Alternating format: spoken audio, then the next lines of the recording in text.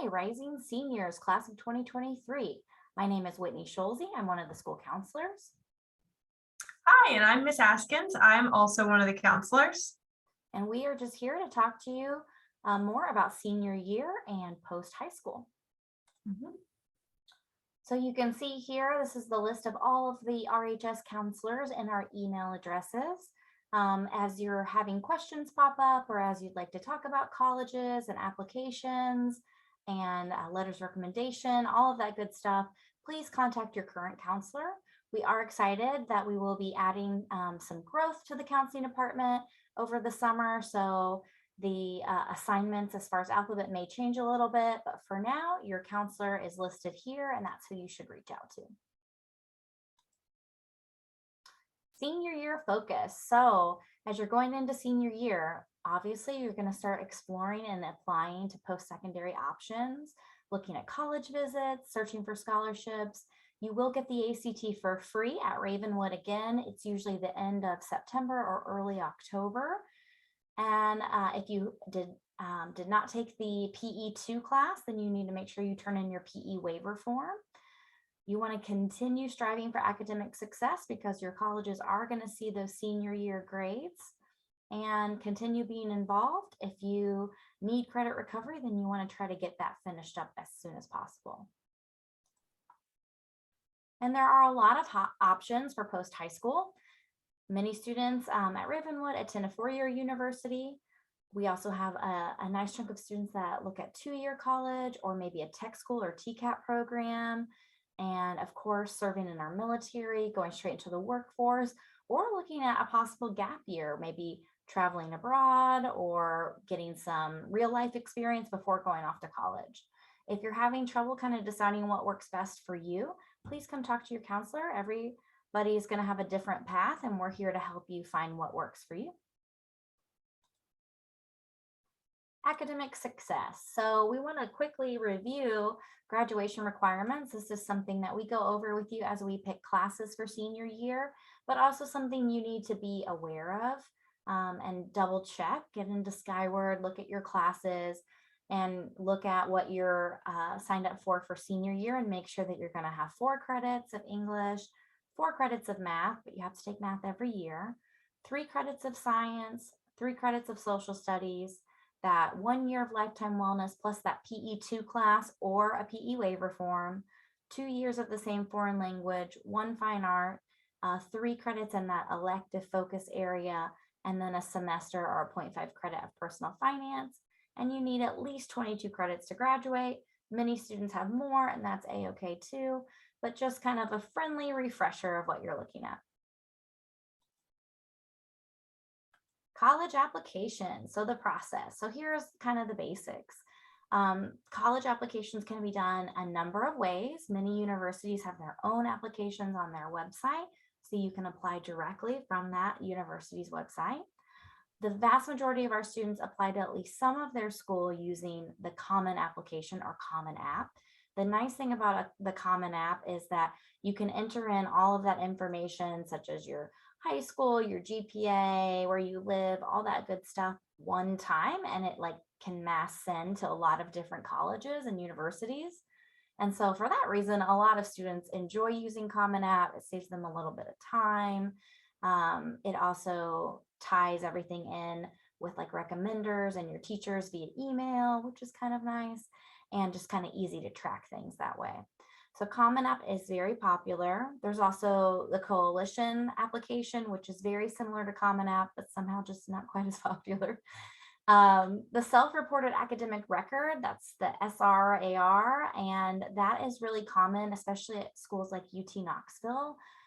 This is where students enter in their grades themselves. While we as a school, if a student requests a transcript, we always send that to the college.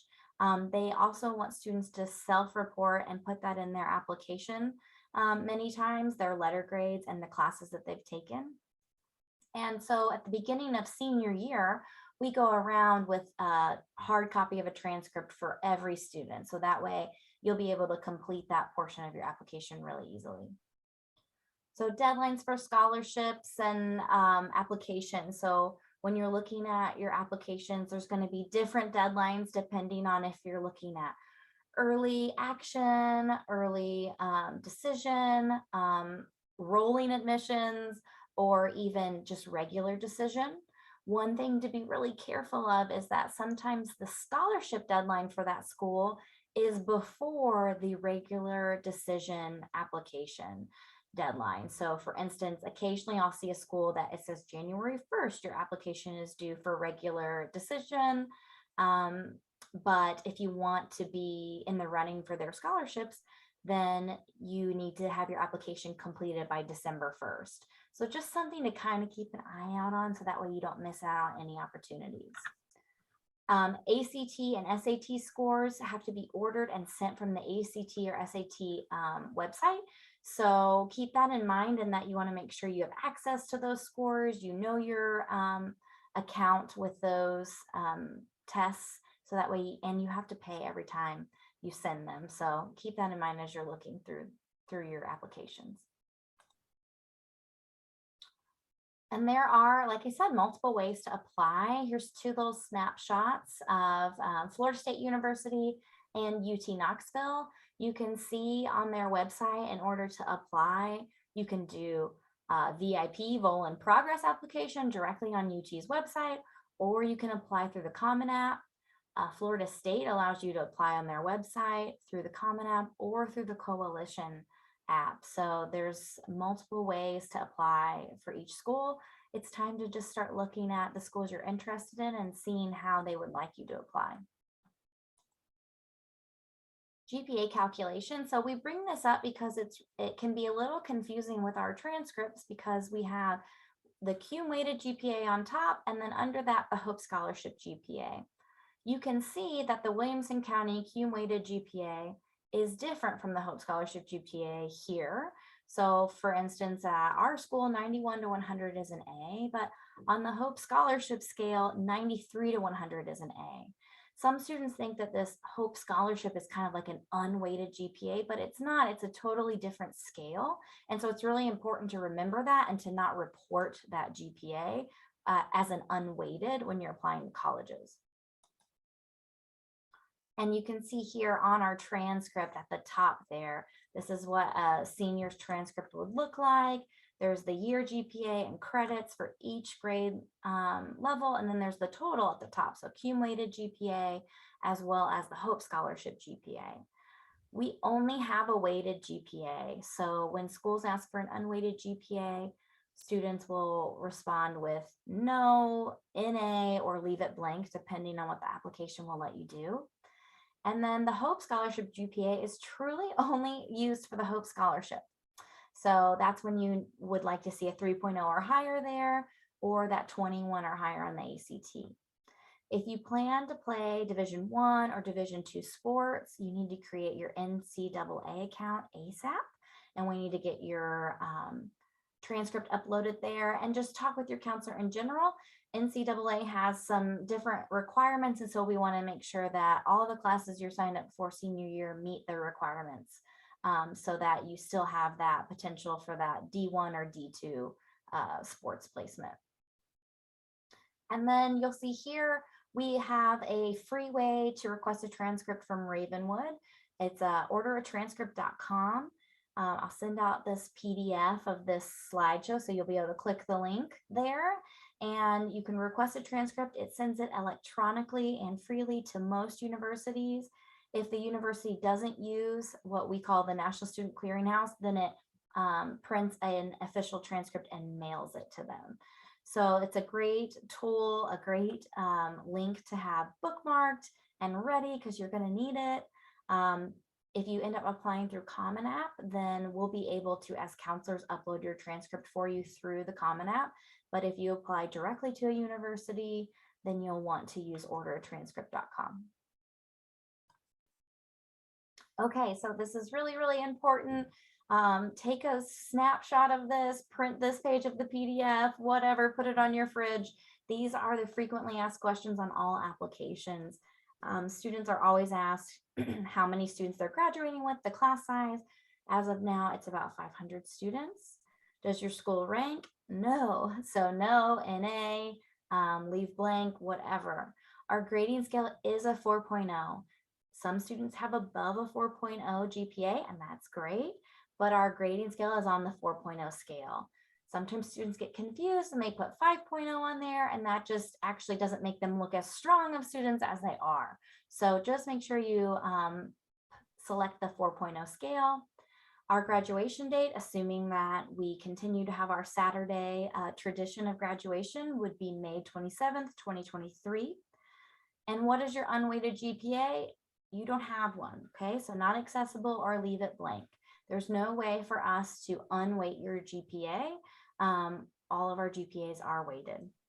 And then counselor's title, we prefer the title school counselor versus guidance counselor. So if you don't mind, we'd appreciate it if you put school counselor on there for us.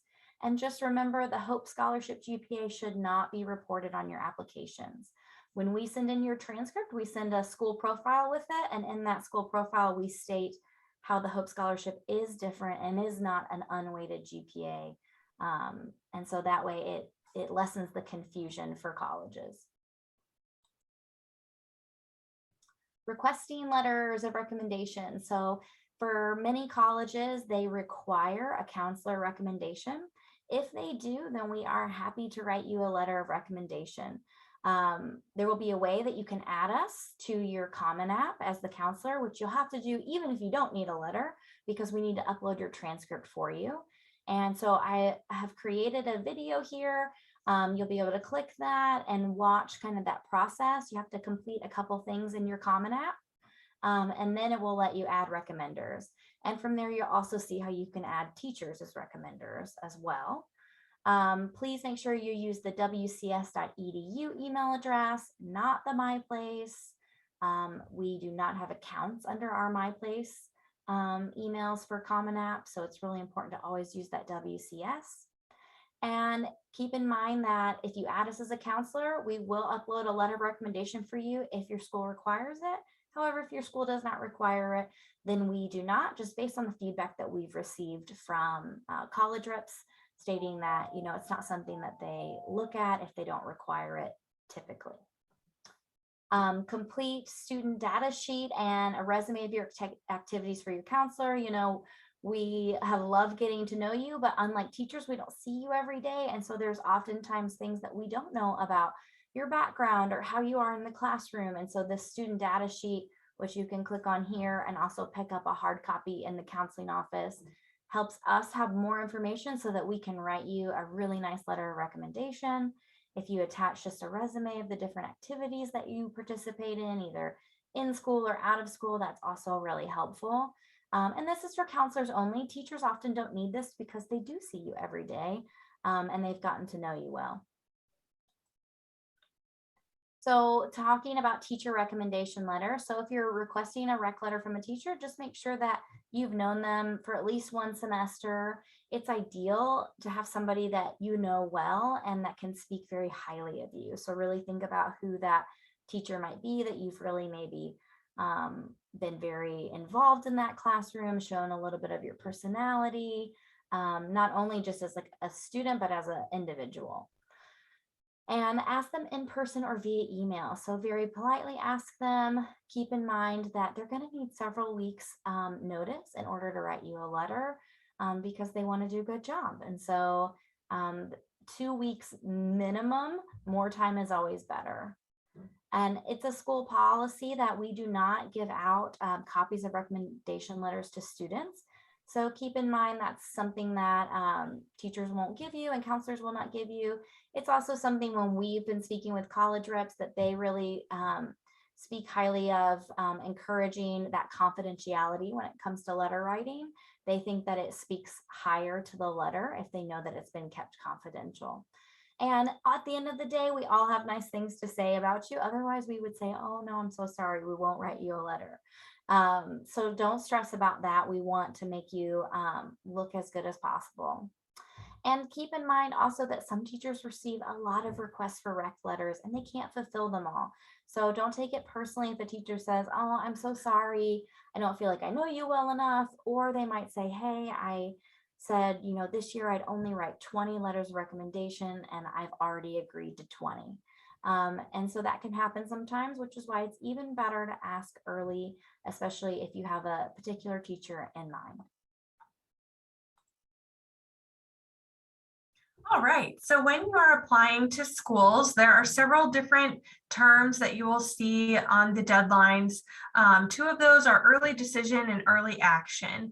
And so the biggest difference between these two deadlines are going to be that early decision is a binding agreement between you, a parent or guardian, and the college. And a lot of times we have to sign a contract basically agreeing that if you are accepted there, you will pay the fees and accept and go there and be a student.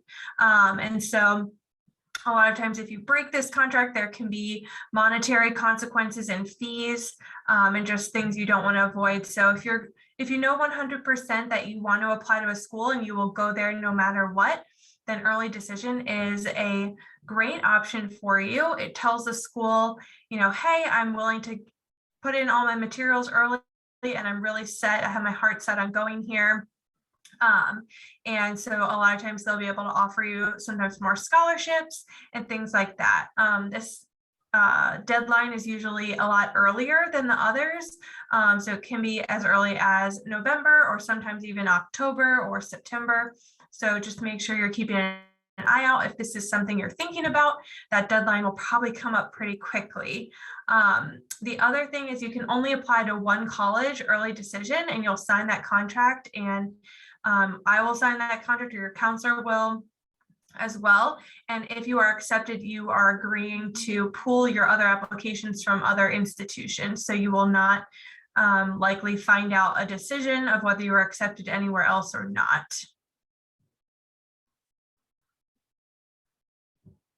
And early action is non-binding. So this deadline is basically just saying, hey, I'm going to turn in all my application materials early, and that lets the institution let you know a decision earlier than the regular or standard application and their regular decisions. So you will likely know by January or February if you have been accepted or if you're going to be deferred to the next round. Deferment is not a bad thing. It's not a negative. So it just means they want to wait and kind of let you know later when they've read more applications. This is not binding, so you do not have to commit. You can just kind of sit on that answer. And if you're waiting for some other schools to answer, you can do that. You can still apply other places. You're just wanting the process to move a little bit more quickly. And again, this deadline will sometimes be earlier than regular decision. For example, for University of Tennessee, Knoxville, their early action deadline is November 1st. So scholarships and financial aid, I always tell students it's important not to put the cart before the horse. We need to focus on our college applications and make sure that we have places that we can take our scholarships once we get them. So this is something that I encourage seniors to get their college applications done by at least Thanksgiving break time. And that way, if it runs a little over, that's okay, as some, application deadlines will be in December and January, but then you can kind of focus after winter break on scholarships and financial aid applications. We have some Tennessee specific scholarships like the Hope Scholarship. This is an award for $3,500 for 4-year and 2-year institutions. You'll want to focus on a minimum 21 ACT or a 1060 on the SAT, or a final cumulative GPA of a 3.0. So that means at the time of graduation.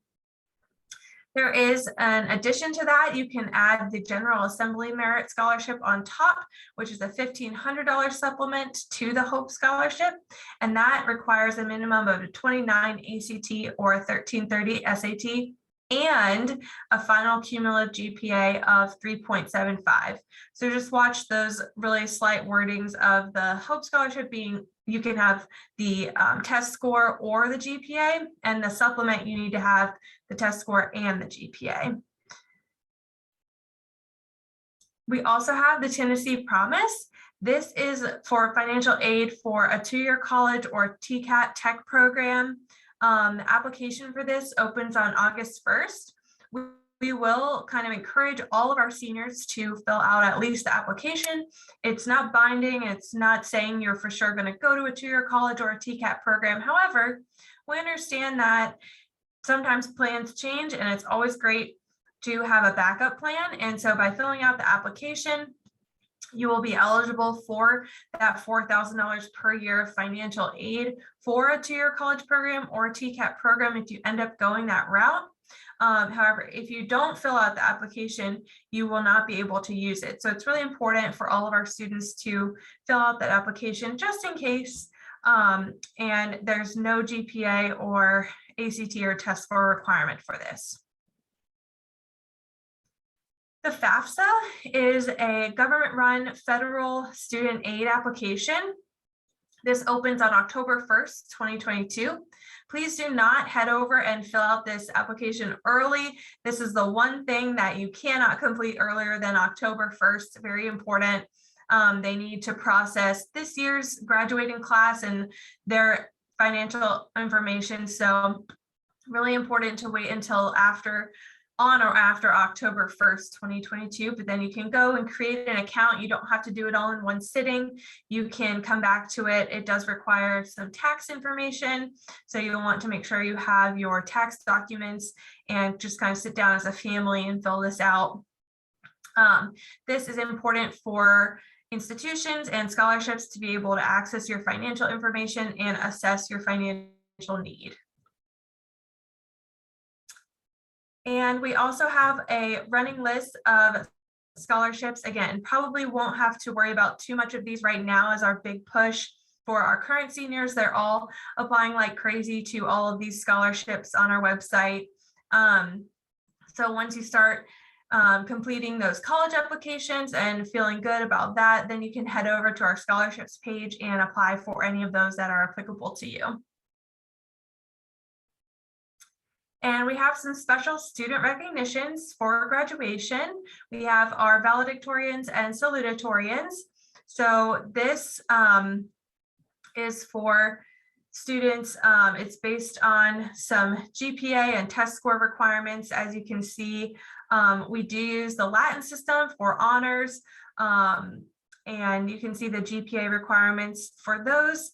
And then for valedictorian and salutatorian, the student must qualify for the highest Latin system honor awarded at our school. They have to sit for the AP exam for every course in which they have enrolled and achieve a score of 3 or above on 75% of those AP exams. The student will participate in at least 20 hours of community service and provide documentation, so that's self-reported to the counselor. And then we usually have multiple students meeting the aforementioned criteria. So then we also take into account the highest ACT composite scores that we receive. And then there's also a list of Williamson County diploma distinctions. These are just a little bit extra honors that students can achieve. One of our most popular ones is the honors diploma, and the most notable criterion for the honors diploma is taking a 4th science course. So as Ms. Schulze mentioned, you only need 3 science courses for graduation. However, for this honors distinction, you would need to take a 4th science course. So if that's something you're interested in, make sure to get to your counselor as soon as you can, as we're doing scheduling for next year, so that you can get in a 4th science class. You can also head over to our counseling website. It's a great one-stop shop for all of this information. We have financial aid and scholarship information, help on applying to colleges, basically everything that we've talked about in this presentation. You can find out more on our website.